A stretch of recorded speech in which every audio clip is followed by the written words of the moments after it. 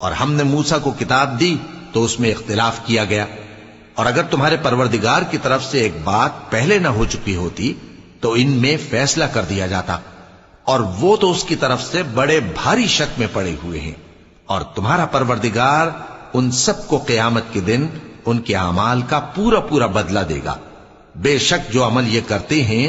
وہ اس سے واقف ہے۔ سو اے پیغمبر، جیسا تم کو حکم ہوتا ہے اس پر تم اور جو لوگ تمہارے ساتھ تائب ہوئے ہیں قائم رہو، اور حد سے تجاوز نہ کرنا، وہ تمہارے سب اعمال کو دیکھ رہا ہے۔ اور مسلمانوں، جو لوگ ظالم ہیں ان کی طرف مائل نہ ہونا، نہیں تو تمہیں بھی دوزخ کی آگ آ لپٹے گی، اور اللہ کے سوا تمہارے کوئی دوست نہیں ہوں گے، پھر تمہیں کوئی مدد بھی نہ ملے گی۔ اور دن کے دونوں سروں یعنی صبح اور شام کے اوقات میں اور رات کی چند ساعتوں میں نماز پڑھا کرو، کچھ شک نہیں کہ نیکیاں